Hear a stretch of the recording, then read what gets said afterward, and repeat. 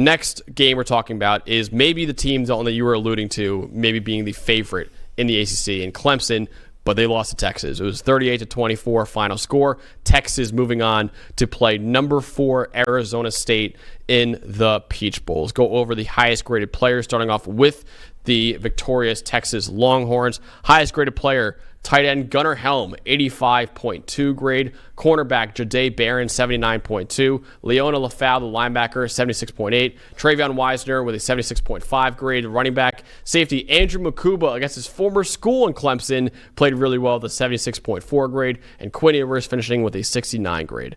Let's go over to Clemson with their highest graded players.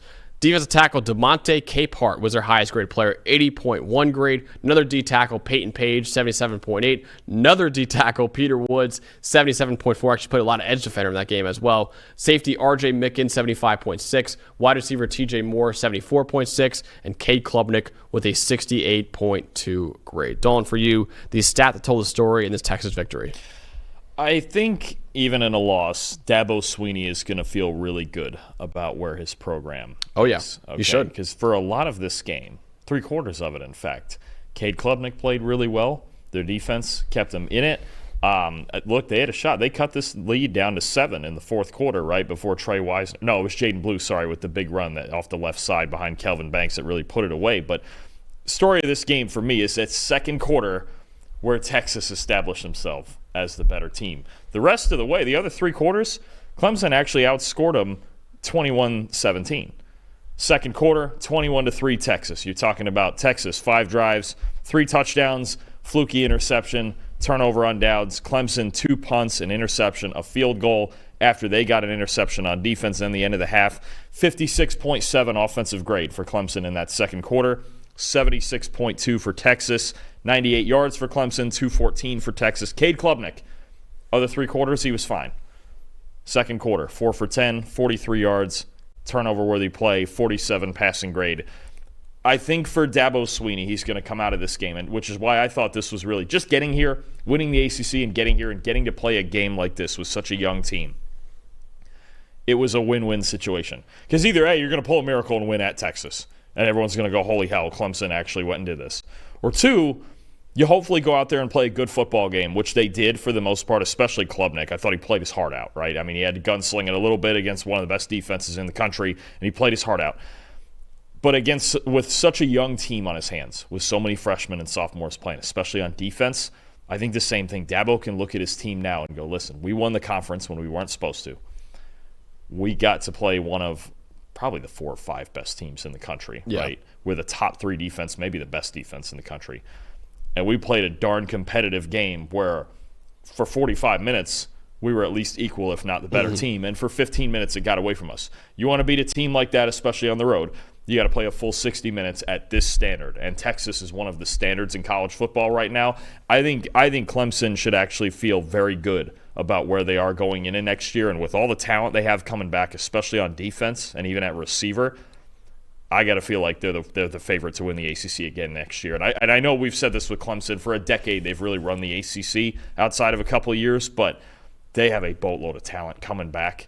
And I think they certainly could have played a lot worse in this game and caved. They never caved. I don't think they ever caved. Were there times where they didn't execute?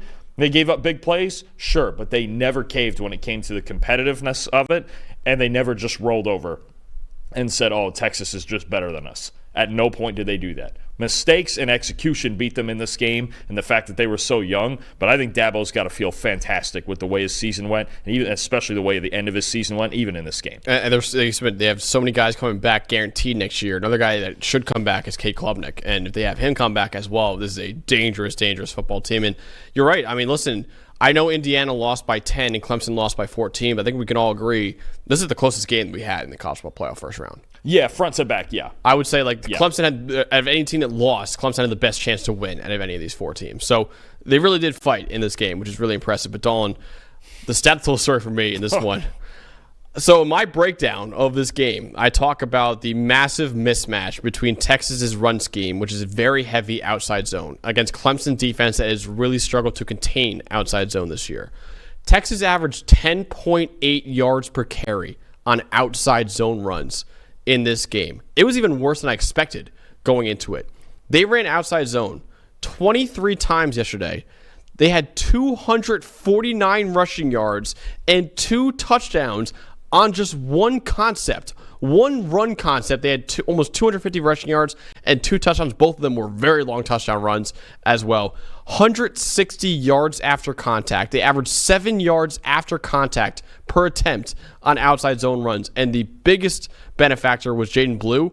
He had 8 carries on outside zone runs for 138 yards and 2 touchdowns with 93 yards after contact. He averaged 17.3 yards per carry on outside zone runs. 17.3 with 11.6 yards after contact per carry. Cameron Williams, and listen, Jaden Blue was outstanding in this as well. Trey Wisner, unfortunately, got hurt in the game. He was really good in outside zone runs. Even Jared Gibson had a few carries in outside zone runs. He averaged 5 yards per carry on those runs as well. They were all great.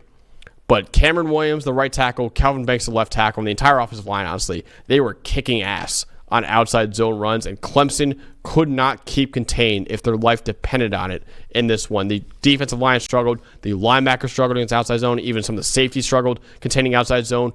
Listen, I broke it down. I said this could be a big mismatch, and it was a massive mismatch in this game. I mean, 11 yards per carry and outs on one concept is nuts. And Clemson, the way they're defending that, they had no chance to win this game because of how bad they were defending outside zone runs in this game. Absolutely. I mean, it's problem number one with Texas run game when you play against them is exactly that. And this game, maybe more than any other this season, reminded me of all the success they had in the same concept with Jonathan Brooks last year, right? And this year, there was times when Texas, especially in the 2 Georgia games, where their run game kind of failed them a little bit, and and Wisner and Blue, they were trying to figure it out. They lost C.J. Baxter, the first game of the season.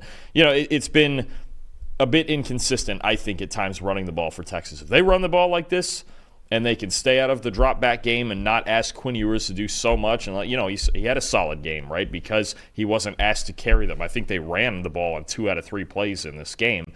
You ask Quinn Ewers to be a complementary piece with a team running the ball like this and playing defense generally the way Texas plays it, that's when you paint a national title picture for Texas. And I think the big thing now is this status of Cameron Williams, who you mentioned at right tackle, as well as Jake Majors at center. But Steve Sarkisian said he could have put him back in and just held him out to be safe. But Williams is a big one, and him and Kelvin Banks, they were just spectacular in this game off the edges. You mentioned the mismatch between their tackles and Clemson's edge players for the most part running on those outside runs. And I think Texas doing it with 2 backups in the second half is even more impressive and speaks to the depth of what they have up front, and we keep calling this the best offensive line in college football, and they proved it again. Yeah, absolutely. So Clemson, Texas dominated on outside zone in this game. Don't for you the most impressive part of this Texas win, though. I just love watching Gunnar Helm. Yeah, I think he's just one of the best tight ends in the country. 6 catches, 77 yards, the touchdown up the seam on what was probably Ewers' best throw of the day in the back of the end zone, a 90.6 receiving grade, and starting to get hot lately the last couple of games. I think honestly, and with Isaiah Bond out, Helm, I think he's been their most consistent passing weapon all season. I think there are times when, Bond has had his moments. Matt Golden has had his moments. I don't think he had his best game yesterday. I know there was a couple of drops in there. Helm, though, is just so good. He just gets first downs. He just makes plays, doesn't he? He just is one of these guys where you go, man, you almost forget about him. And then right when you forget about him, he comes back and makes another big play for this offense. I think he's a real mismatch, and I think he's a guy we're going to talk about all through the draft season as well. It's a really good group of tight ends, and he's another one. But I think he's been so consistent this year, and he was great again in this game. He just gives them this safe piece to throw to. As opposed to, like last year where you used Texas throwing it way downfield. The deep ball hasn't been there as much for Texas this year. It's been guys like Gunnar Helm moving the chains and keeping them on schedule along with the run game that's made this offense really good. I thought he was just spectacular again. Yeah, he was really good, and he's a guy that really helps out Quinn Ewers as well, right? Like I said, doesn't have to throw deep every time. And I think this is a big game for Texas to show, hey, we don't need Quinn Ewers to carry this offense, right? We can have a guy like Gunnar Helm be our best weapon. We can have the run game dominate as well. There might come a game, there probably will come a game as long as they keep winning where Quinn Ewers has to be the guy for them. But not yet, right? They can win off a great defense and they can win off Gunnar Helm and a great run game as well. And a part of that great defense, Dalton, is Jahdae Barron. My most impressive part. He showed why he was a Jim Thorpe Award winner, which is given out to the best defensive back in college football, and why he's been the best corner in the country this year. He had an 80.7 coverage grade against Clemson, 3 catches allowed, on 7 targets for 17 yards. He had 3 forced incompletions. It's the same amount as he had allowed catches in this game. So 3 forced incompletions and 3 allowed catches. Also, the same amount of blitz a couple times. He had a pressure in this game as well against Cade Klubnik. 90.8 grade this year, the best in the nation among all corners. 91.5 coverage grade, best in the nation among all corners. Texas has the best secondary in America, bar none.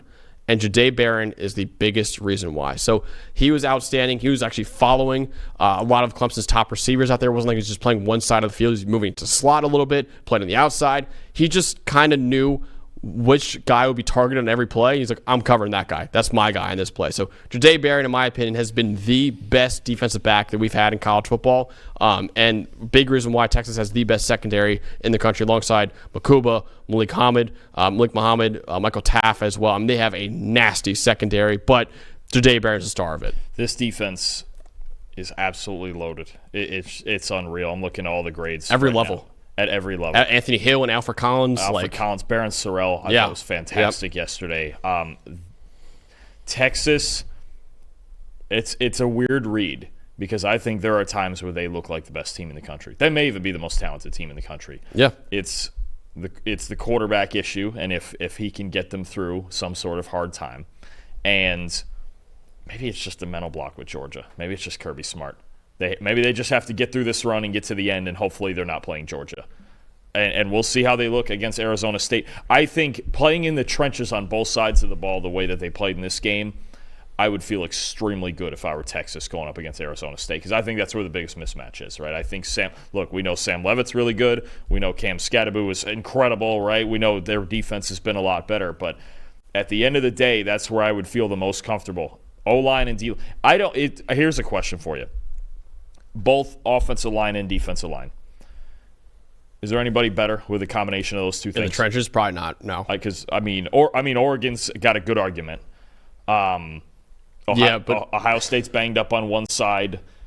I think Penn State D-line's great. O-line. Yeah, Michigan's great D-line, but the O-line is having issues. I don't know that there's a better team with a combination of the two. And when you can control the game in the trenches the way that they do on both sides of the ball, you can beat anybody. I think the way they played, especially on their offensive line, it's insane.